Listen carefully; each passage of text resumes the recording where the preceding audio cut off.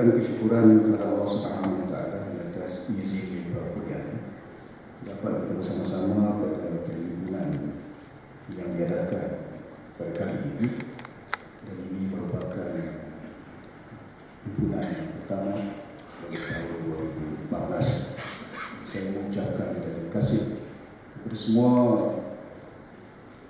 kawan berkanan dan pengurusi-pengurusi dan ahli-ahli pada pengarah agensi-agensi di bawah kementerian yang telah hadir pada pagi ini, dan saya minta kepada Datuk Yesus supaya kita lakukan sedikit kelainan dalam himpunan pada kali ini yang kita adakan di Hotel Premier. Dan pada jangkaan kalau saya nak menemukan satu dewan itu yang kita masuk ke Premier ini, nampaknya sebagai dewan ni. Jadi alhamdulillah, walaupun demikian saya akan menghargai kehadiran semua anggota keluarga kementerian pada pagi ini, dan mudah-mudahan hubungan pada pagi ini dan hanya mendapat keberkatan dari Allah SWT. Sedikit sebanyak akan kita dapat meninjau, menimba seperti yang dipaparkan pictorial ilustrasi dalam paparan video klip yang ada.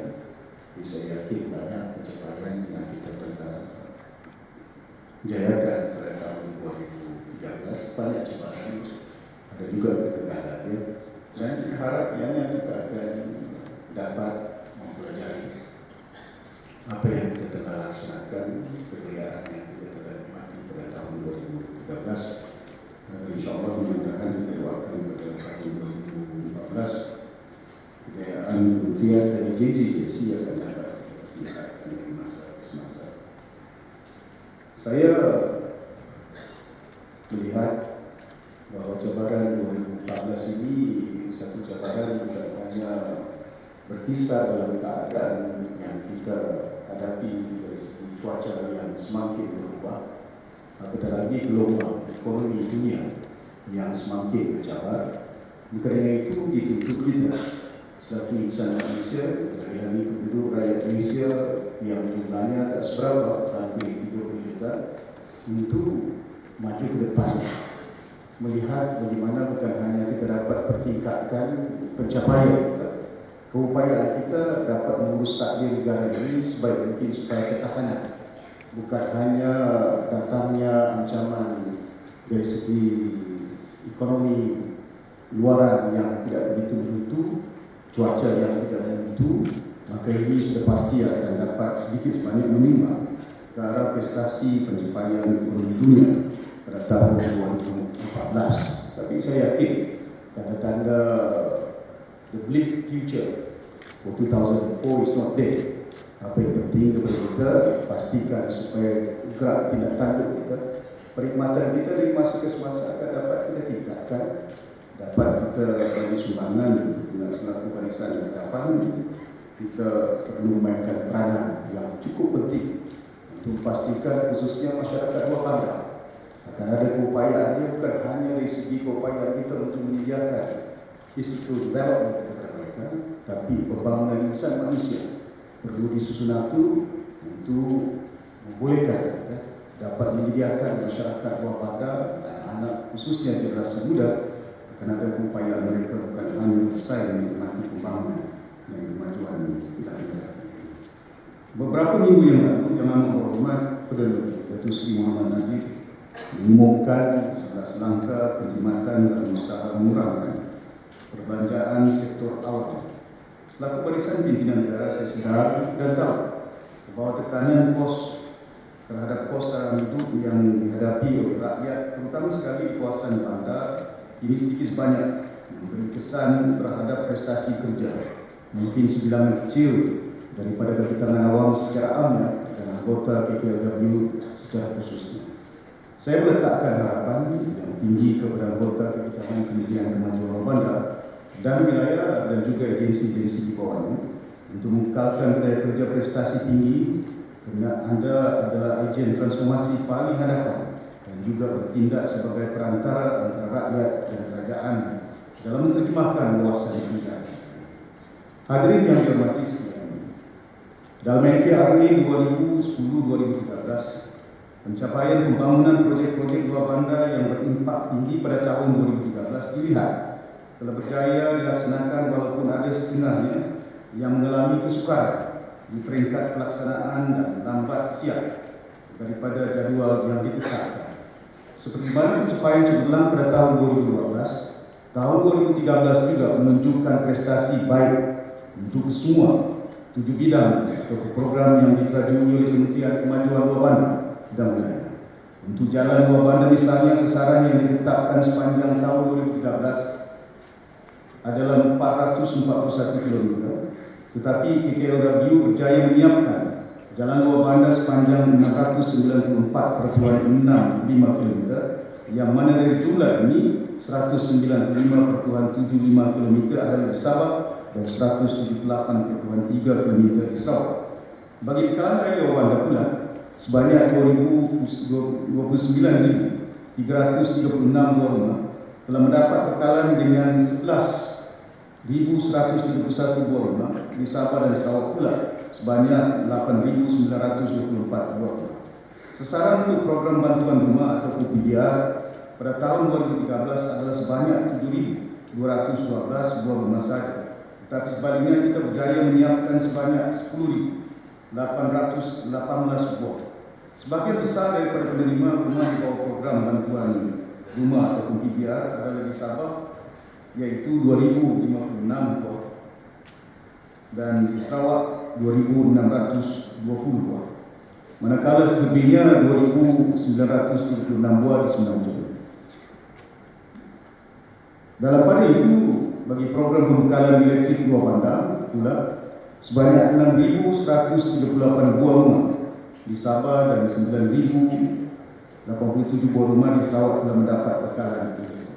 Program penyelenggaraan jalan luar bandar menunjuk prestasi cemerlang dengan pencapaian sebanyak 154,08% sepanjang tahun 2013, dengan sasaran yang diberikan adalah sepanjang 730 km yang perlu disiapkan.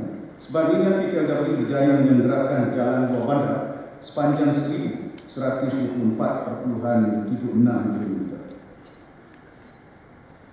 11,2 lagi program yang baru dilaksanakan bermula pada akhir tahun 2012, yaitu program Desa Lestari dan ladang berskala besar di bawah projek pembangunan Kampung Abad, projek Kampung Abad ke-21 bagi program Desa Lestari Kementerian sedang dan telah pun melaksanakan projek-projek berimpak tinggi melalui koperasi kampung-kampung di seluruh Malaysia. Antara yang menjadi perhatian adalah projek Madu Keluh yang pasarannya bukan hanya tertumpu di dalam negara, malahan permintaan ke pasaran luar negara amat menggalakkan. Secara tidak langsung, permintaan yang tinggi di pasaran membolehkan pendapatan masyarakat kampung melalui koperasi yang terlibat meningkat antara RM500 hingga RM2,000 sebulan. Berhubung kait dengan Rural Business Challenges, Kementerian telah berjaya melaksanakan pertandingan Rural Business Challenges ini sejak dari tahun 2012, dan pada tahun lepas sebanyak RM17,65 juta telah dimenangi oleh 20 peserta yang masing-masing menerima grant sehingga RM2 juta untuk 5 orang peserta cemerlang dan RM750,000 untuk 7 orang bagi kategori RBC Kaya dan RM300,000 untuk 8 orang pemenang bagi kategori RBC Harapan. Saya berharap pertandingan ini akan terus dilaksanakan untuk merealisasikan impian beliau menceburi diri dalam bidang keusahawanan dan dalam masa yang sama berjaya membina peluang kerja di kawasan luar bandar. Secara tidak langsung, saya percaya migrasi beliau dari luar bandar ke bandar dapat dikurangkan dan mereka boleh bergantung kepada peluang-peluang pekerjaan yang diwujudkan oleh inisiatif dan juga program-program yang pihak kementerian jalankan. 1 juta belia luar bandar yang tidak mempunyai pekerjaan berdasarkan kepada rekod pada tahun lalu akan dapat dikurangkan dan seterusnya dihapuskan pada masa yang akan datang. Berhubung kait dengan laporan audit negara di bawah program transformasi kerajaan ataupun GTP 2, laporan ketua audit negara dibentangkan sebanyak 3 kali setahun bagi memastikan perkara ini dilaksanakan. Pihak Jabatan Audit Negara telah memperkenalkan 4 inisiatif iaitu akses pantas LKN, online dashboard untuk paparan maklumat LKN kepada orang awam, jawatan kuasa tindakan dan Putrajaya Inklusif yang dikongsikan oleh Yang Berhormat Perdana Menteri bagi menyelesaikan isu LKN yang melibatkan dasar. Teguran dan juga nasihat daripada unit audit dalam Kementerian perlu diberi perhatian serius dan tegas. Pemantauan perlu dijalankan secara berterusan bagi memastikan Kementerian sentiasa berada di tahap yang cemerlang dan bebas daripada isu-isu pembaziran, pemborosan dan juga penyelidikan.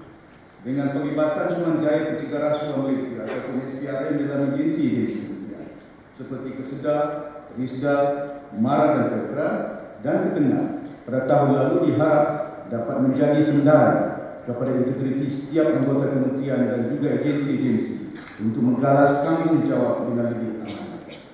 Hadirin yang dihormati sekalian, pada tahun 2013 yang lepas, kerajaan telah mengambil keputusan untuk melaksanakan penambahbaikan 81 skim perkhidmatan seperti yang diumumkan oleh Yang Berhormat Datuk Seri Mohamed Najib Tun Abdul Razak semasa pembentangan bajet 2014.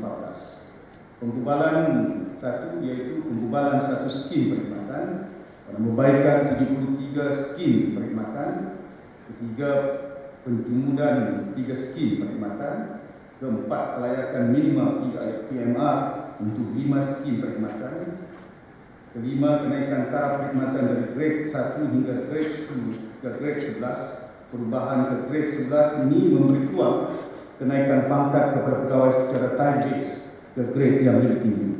Inilah kesungguhan kerajaan untuk memberi peluang terbaik kepada pejabat awam menikmati gaji maksimum yang lebih tinggi dengan faedah prasaraan yang lebih baik. Saya berharap Kementerian akan terus melaksanakan kajian semula penjawatan dari masa ke semasa bagi memastikan penjawatan tersebut relevan dan memberi peluang warga KKLW dan agensi menikmati kenaikan pangkat pada masa yang akan datang. Hadirin yang dihormati sekalian, Kementerian juga telah memperkenalkan beberapa pendekatan yang baru pada tahun yang lalu dan pada tahun ini. Kita berharap salah satu di antaranya adalah untuk menggalakkan incentivize anggota perkhidmatan kita dengan memberi beberapa anugerah pingat perkhidmatan cemerlang. Pada tahun ini Kementerian buat julung kalinya akan mengadakan anugerah pingat perkhidmatan cemerlang ataupun PPC, iaitu anugerah pingat yang bertujuan untuk memberi pengiktirafan kepada individu yang mempunyai rekod cemerlang dan luar biasa dalam melaksanakan tugas yang telah diamanatkan. Pingat ini seperti yang diumumkan adalah dizahirkan oleh Sri Perdana Baginda yang dipertunangkan melalui status pingat perkhidmatan cemerlang dan diiktiraf seperti pingat-pingat yang lain dan boleh dipakai oleh pegawai semasa menghadiri majlis-majlis resmi kerajaan. Kementerian menunjukkan pingat ini kepada seramai 10 pegawai kementerian yang telah menunjukkan komitmen tugas yang tinggi di dalam menggalas tanggungjawab yang diamanatkan. Insentif bagi menerima PPC ini adalah satu tingkat perkhidmatan cemerlang, sijil perkhidmatan cemerlang, sijil simpanan premium bernilai RM1,000. Syabas dan tahniah saya ucapkan dan berharap anugerah ini menjadi dorongan kepada warga kerja kementerian yang lain untuk terus bekerja gigi dan memberi komitmen luar biasa dalam kerja-kerja hakiki dan kerja-kerja sosial di luar waktu pejabat. Hadirin yang dihormati sekalian, berhubung kait dengan usaha kita untuk memastikan supaya anak-anak kecil di peringkat yang masih muda akan dapat kita terapkan pengetahuan dan akhlak yang mulia, pengetahuan yang membolehkan mereka mempunyai asas yang kuat. Dengan itu transformasi kemas perlu kita lakukan. Sehingga kini kemas telah memiliki sebanyak 385 buah kelas tadika permata kemas dan seramai 7,510 orang kanak-kanak yang mendapat manfaat daripadanya. Sebanyak 50 buah kelas akan dibuka pada tahun 2014 dan 50 buah lagi pada tahun 2015. Setiap kanak-kanak merupakan aset yang paling bernilai kepada masyarakat, khususnya negara. Kanak-kanak ini bakal menjadi pewaris bangsa kita. Pada pengumuman bajet 2014, yang telah dibentangkan pada tahun lalu, kerajaan telah memperuntukkan sebanyak 530 juta ringgit bagi tujuan pendidikan prasekolah keseluruhan bagi kanak-kanak dari keluarga termiskin dan miskin pula. Pembelian pakaian seragam, pakaian sokan, beg sekolah diperuntukkan untuk kanak-kanak ketika manakala peralatan mandi dan berbagai juga turut disediakan. Pemberian ini adalah percuma yang tidak lain tidak bukan bertujuan meningkatkan bilangan anak-anak dari keluarga yang kurang mampu untuk mendapat pendidikan prasekolah dengan tidak menambahkan bebanan perbelanjaan keluarga. Dalam masa yang sama, Kementerian akan terus mempertingkatkan kualiti program pendidikan formal dan non-formal kemas, terutamanya program persisilan dan diploma kemas, program awal pendidikan kanak-kanak, quality premis dan kemudahan pembelajaran, bantuan makanan tambahan, bantuan grant per capita, dan peningkatan kelayakan akademik guru-guru tadika kemas. Berhubung kait dengan transformasi orang asli, Kementerian melalui Jabatan Kemajuan Orang Asli berperanan meningkatkan pembangunan, minda meningkatkan kemahiran dan menanam keyakinan dan nilai-nilai positif di dalam diri masyarakat orang asli. Berbagai program dianjurkan, khususnya program latihan, kemahiran dan kerjaya bagi mencetuskan anjakan paradigma masyarakat orang asli seiring dengan perkembangan arus perdagangan negara. Kementerian telah menetapkan bahawa bagi tahun 2014 kadar kecicilan pelajar orang asli dari darjah 6 ke tingkatan 1 dikurangkan kepada 23% berbanding 25% pada tahun 2013. Manakala bagi program kelas dewasa asli akan diteruskan pada tahun 2014 dengan peruntukan sebanyak 6,4 juta ringgit. Ia akan melibatkan kesemua masyarakat orang asli yang buta huruf di semua perkampungan orang asli di seluruh negara. Bagi program pengajian tinggi pula, Kementerian mengekalkan sasaran jumlah pelajar orang asli melanjutkan pelajaran ke universiti luar negara dan juga institusi pengajian tinggi awam di dalam negara. Di luar negara 10 orang pelajar, dalam negara 305 orang pelajar. Pada tahun 2013, Japwa berjaya mencapai sasaran dengan mengantar 10 orang pelajar orang asli ke negara luar seperti United Kingdom, India dan juga Australia. Saya berharap usaha ini akan dapat kita pastikan bukan hanya dalam lingkungan sasaran 10 orang.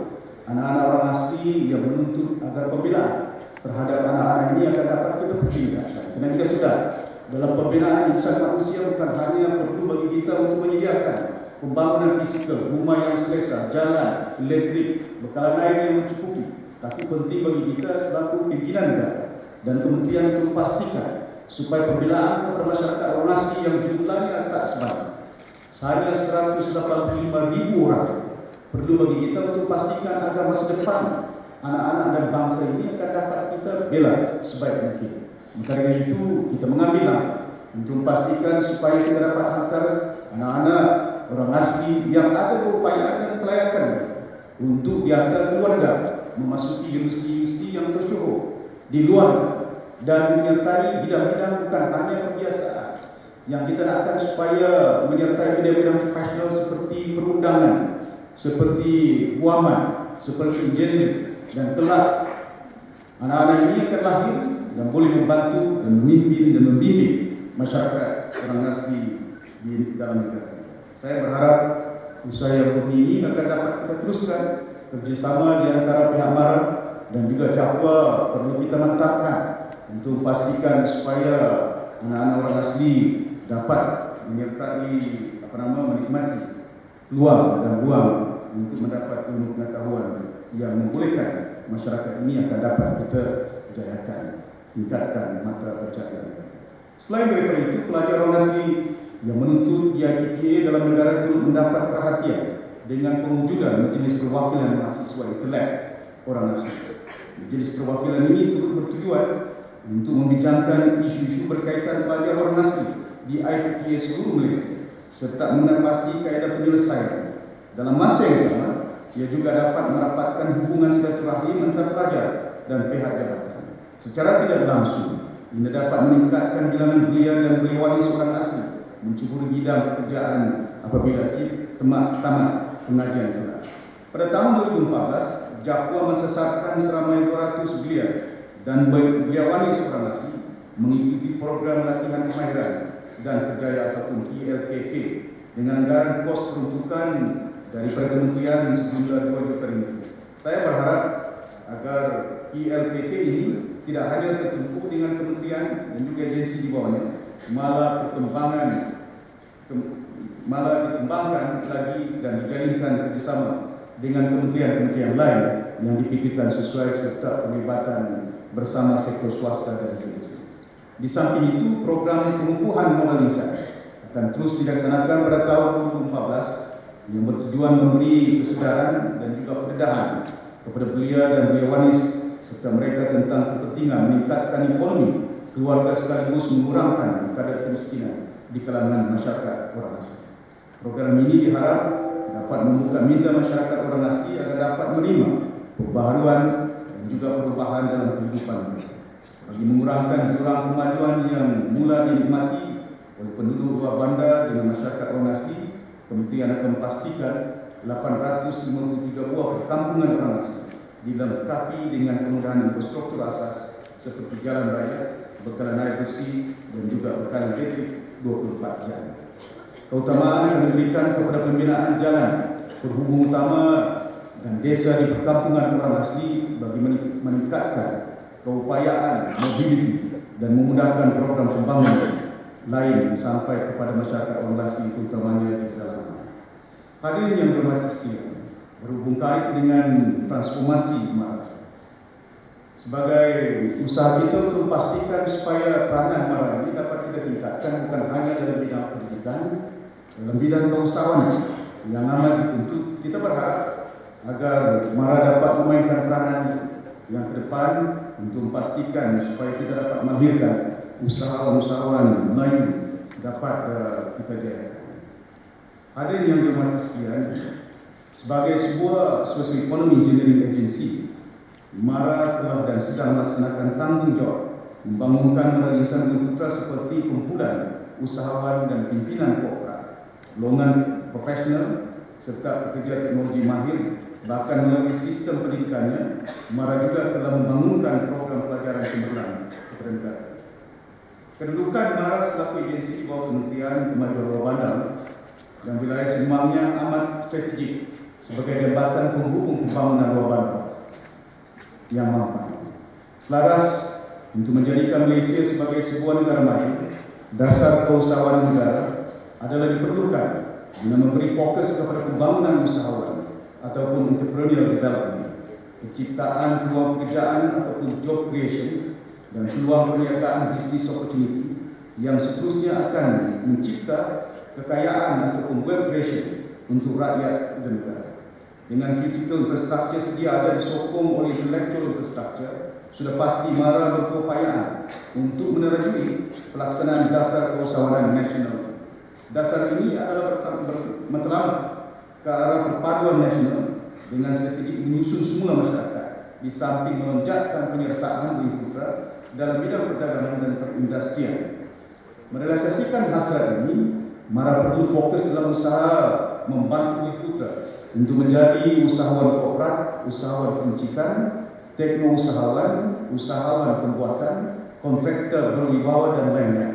Untuk menjadikan usahawan global ataupun global player, MARA perlu melengkapkan mereka dengan ilmu pengetahuan yang tinggi, pengusahaan teknologi dan memiliki kemahiran keusahawanan.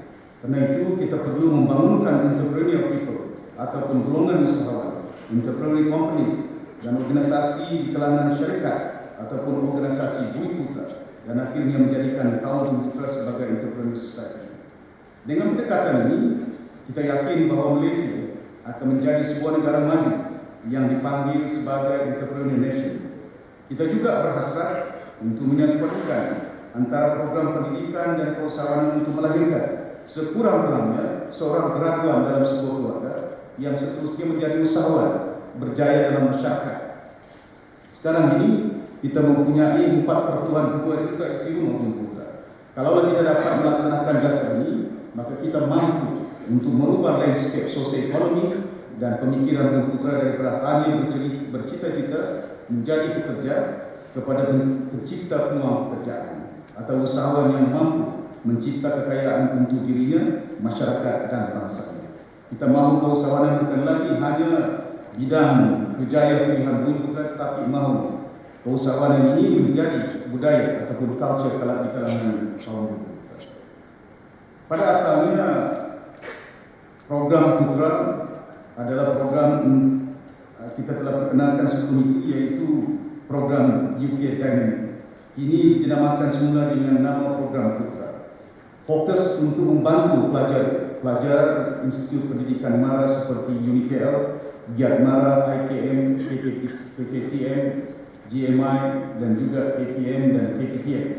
Peruntukan keseluruhannya yang kita ada sediakan adalah sebanyak 50 juta ringgit, manakala peruntukan untuk setiap pemohon adalah RM10,000 maksimum tanpa jaminan dan tanpa payah. Saya berharap langkah ini akan dapat menghasilkan seramai mungkin usahawan bukan hanya memperolehi pinjaman, tapi berjaya menjadi usahawan bukan hanya dapat berupaya meningkatkan mata pencarian mereka, seperti yang saya sebutkan, juga mereka dapat melahirkan peluang pekerjaan kepada anak-anak Bumi Putra dalam negara kita. Hadirin yang dihormati sekalian, karena ini salah satu langkah yang perlu kita lakukan ialah bagi melaksanakan dasar ini, yaitu kita bersetuju untuk MARA membangunkan Educational Business Park ataupun Edu Business Park di 3 buah lokasi yang telah dikenal pasti, yaitu satu di Subang, Taman Teknologi Malaysia, di Jaya dan di Senawang, Seremban. Konsep Edu Business Park ini akan menetapkan sebuah institusi pendidikan MARA sebagai pencetus ataupun catalyst kepada penciptaan peluang perniagaan dengan mewujudkan retail outlet untuk dimanfaatkan oleh usahawan Bumi Putra. Ini sekaligus memberi peluang kepada para pelajar di institut ini mendapat pendedahan awal berkenaan bidang keusahawanan yang menjanjikan peluang yang lumayan kepada mereka. Konsep Edu Business Park ini turut berpotensi untuk dikembangkan ke institut pendidikan lain yang mempunyai tahap dan keluasan tanah yang bersesuaian bagi pembinaan retail outlet dan lain-lain kemudahan berkaitan. Melalui kaedah ini, kita bukan sahaja sekadar memberi peluang kepada para pelajar untuk mendapatkan pendidikan, tetapi turut mendedahkan mereka kepada peluang dan pengalaman keusahawanan secara hands-on. Pembentukan ini entrepreneurship ekosistem yang diwujudkan melalui Edu Business Park ini dapat merealisasikan dasar menjadikan bidang keusahawanan sebagai senjata utama pembangunan bangsa di negara. Kita juga perlu melabur dalam bidang pendidikan untuk membangunkan karakter, capacity dan keupayaan di kalangan Bumi Putra sejak mereka di bangku persekolahan. Seperti mana pengumuman yang amat berhormat Perdana Menteri, kerajaan telah bersetuju mewujudkan endowment fund berkonsepkan wakaf di bawah MARA dengan konsep bagi setiap RM1 yang disumbangkan atau dikumpul oleh MARA dan rakyat, maka kerajaan akan menyumbangkan RM1 dalam tahun, yaitu dolar to dolar, yang akan dimulakan pada tahun 2014.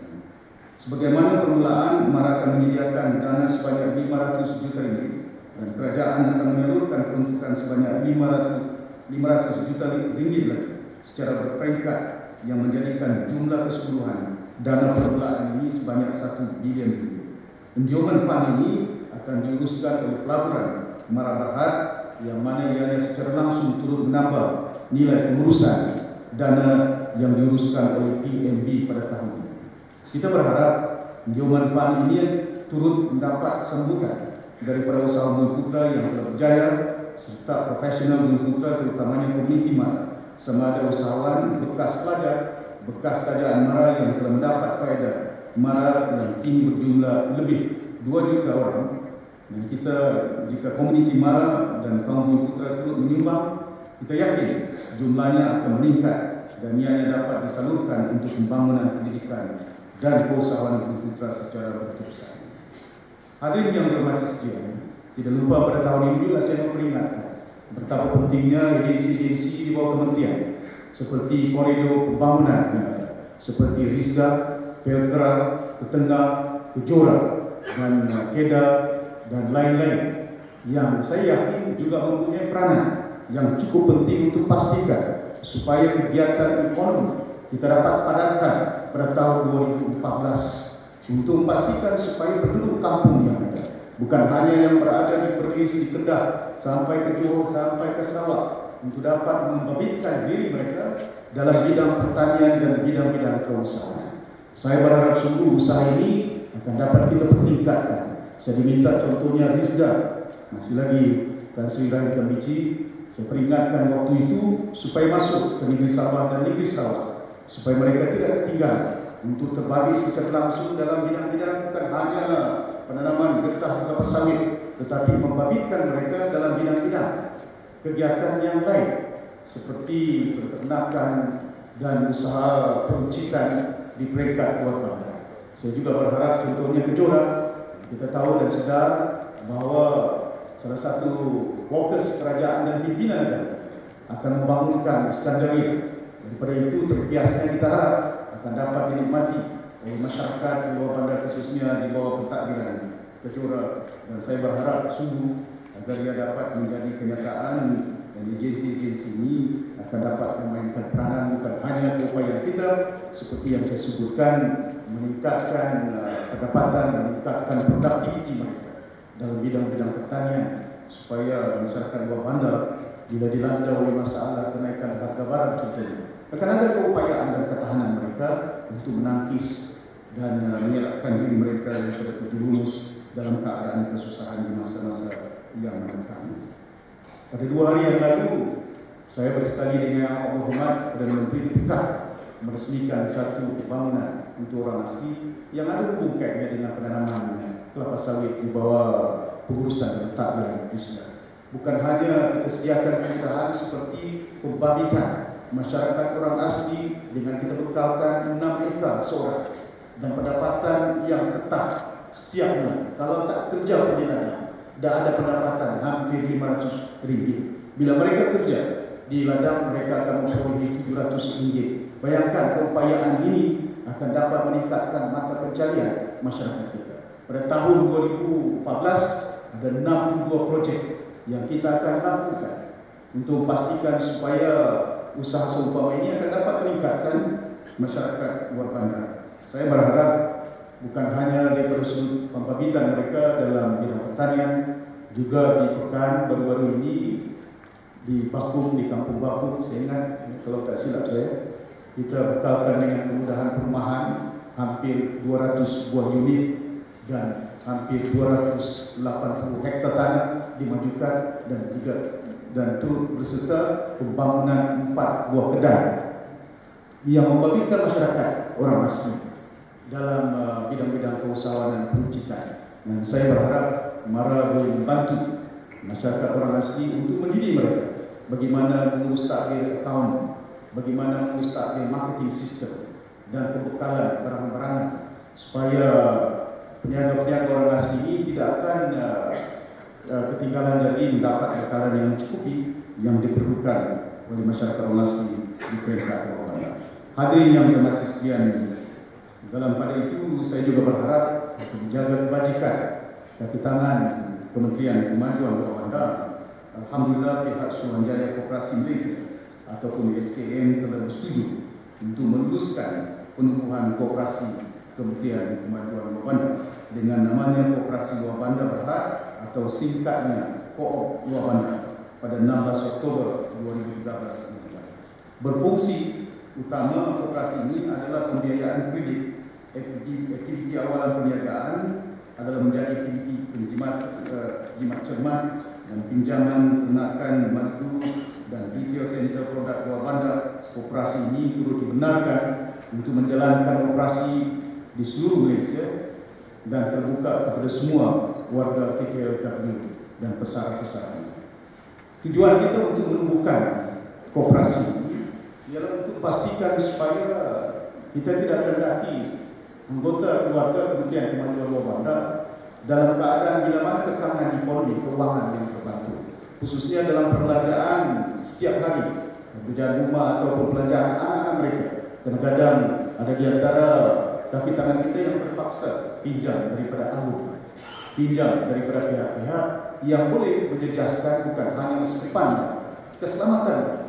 Maka saya telah tekankan bagaimana caranya untuk kita memastikan supaya ada pembelaan. Bukan hanya kita bela masyarakat di luar bandar, tapi perlu ada pembelaan di kalangan keluarga Kementerian Kemajuan Lokal, termasuk agensi-agensi. Maka dari itu saya galakkan, mensyurkan supaya penubuhan koperasi ini dapat memantapkan usaha seumpama ini, supaya anggota keluarga Kementerian Kemajuan Bandar di masa yang datang tak perlu nak pinjam duit daripada alun ataupun ada skim-skim pinjaman tertentu yang boleh mempermudahkan, meringankan beban keluarga Kementerian Kemajuan Bandar dan agensi-agensi. Hadirin yang berhormat sekalian,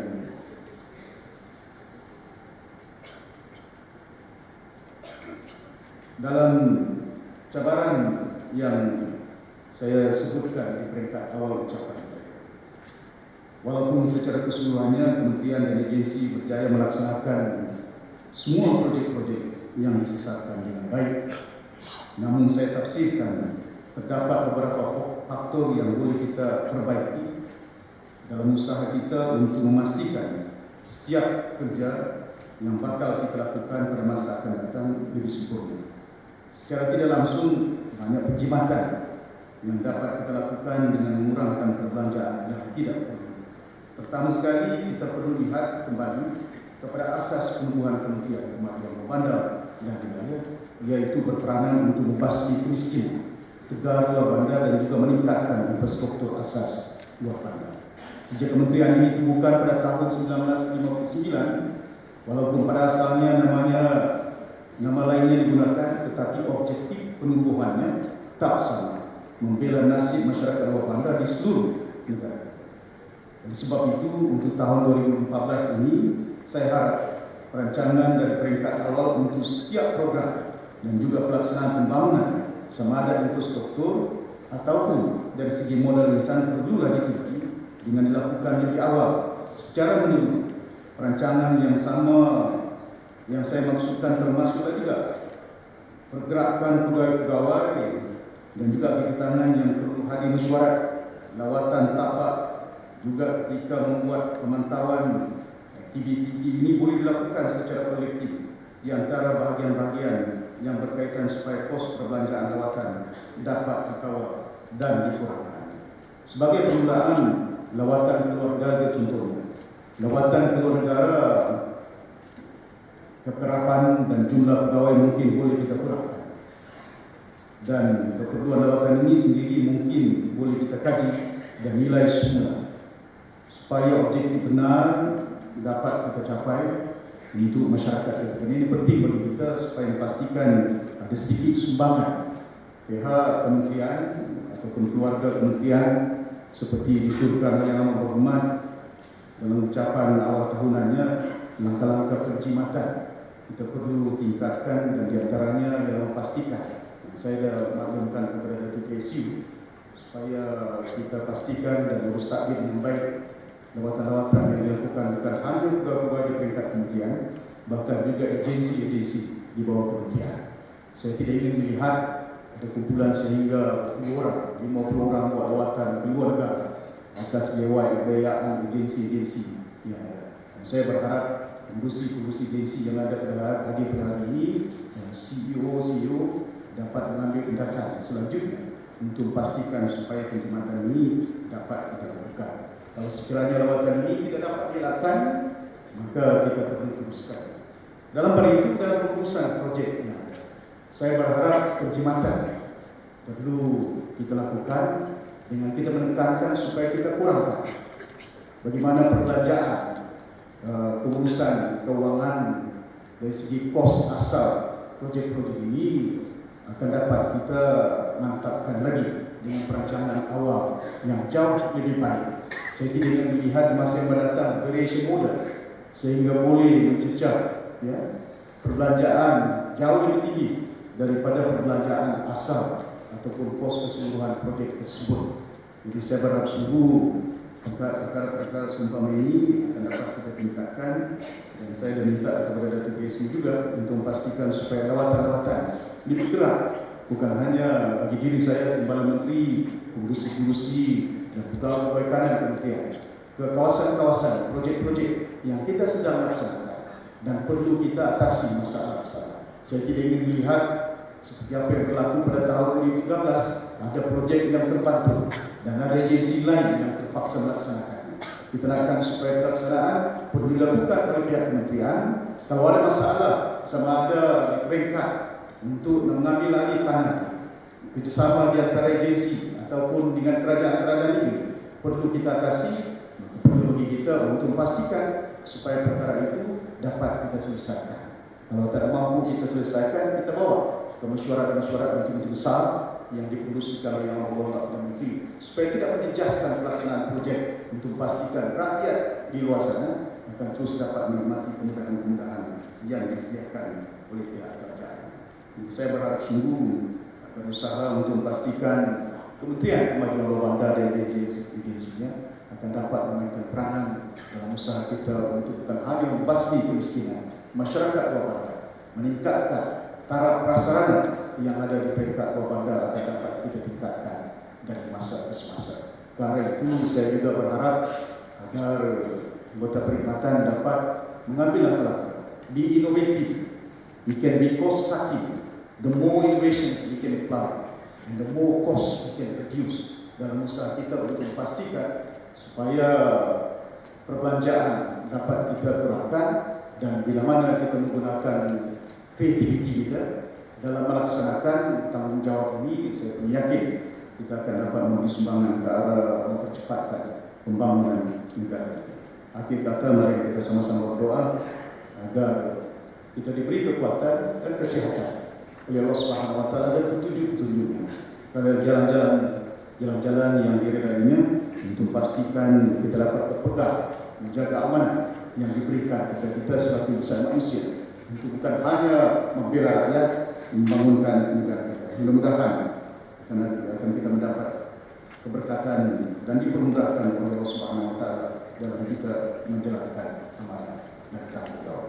Selamat tahun baru. Mudah-mudahan kita akan dapat memberi perkhidmatan yang terbaik. Sekian, wabillahi taufiq wal hidayah. Assalamualaikum warahmatullahi wabarakatuh. Dan seperkara yang saya sebutkan tadi iaitu dalam bidang keusahawanan, ya. Dan ini perkara yang pokok, yang penting, yang perlu kita lakukan pada tahun 2014 ini. Dan saya sebutkan MARA memainkan peranan yang cukup penting dan saya yakin di bawah pimpinan Tan Sri Anwar Musa dan juga Datuk Ibrahim Ketua Pengarah akan dapat memastikan supaya dapat kita tingkatkan daya upaya masyarakat Bumi Putra bukan hanya dalam bidang keusahawanan, dalam bidang pendidikan, ya. Dan itu yang saya sebutkan asasnya kemahiran pendidikan, bagaimana cara nak kita mengurus takbir, kewangan selaku usahawan dari segi marketing, dari segi branding, dari segi packaging, dari segi distribution yang ada dalam bidang peruncitan, dalam bidang-bidang keusahawanan yang lain. Dan di samping itu kita juga berharap supaya daya upaya ini akan dapat kita tingkatkan dalam keupayaan masyarakat Bumi Putra mengeluarkan barangan dan permintaannya bukan hanya dalam negara, kita harap sampai ke luar negara. Dan perkara ini kita nyatakan tentang institut, ya, yang perlu kita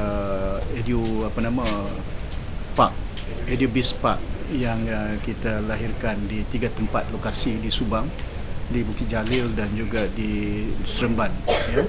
Dan saya berharap ini akan dapat dilaksanakan dan ini pun ditekankan oleh Yang Amat Berhormat Datuk Seri Mohamed Najib Perdana Menteri dalam bidang keusahawanan. Kita akan lakukan linkages dengan sebuah college di Amerika Syarikat,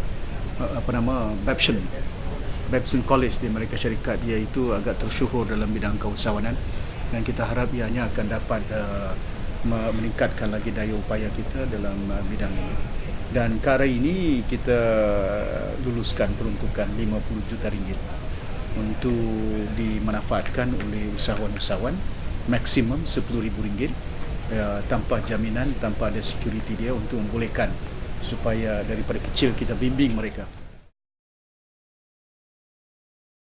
Pertama sekali saya nak ucap tahniah pada Yang Berhormat Menteri kerana satu pembentangan amanat kementerian yang begitu mantap dan penuh dengan fakta-fakta, dan saya rasa apa yang diutarakan amat diterima baik oleh semua warga Kementerian Luar Bandar, dan antara tekanan beliau atau penekanan beliau dalam amanat ialah untuk semua agensi di bawah Kementerian Luar Bandar ini untuk melakukan langkah-langkah perkhidmatan, dan saya fahamkan daripada langkah-langkah perkhidmatan ini jangan sampai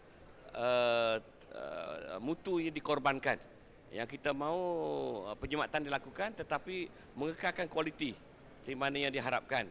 Dan saya di pihak Risda akan menghayati dan melaksanakan segala harapan beliau, dan dalam konteks kita akan melaksanakan program-program di Risda ini. Kita menerima besar juga peruntukan tahun ini, hampir 800 juta, yang mana 500 jutanya adalah untuk pembangunan. Dan saya percaya dengan pimpinan dan juga tunjuk ajar yang akan diberi oleh Kementerian dan Berhormat Menteri, kita akan menyempurnakan tugas ini dengan paling baik sekali.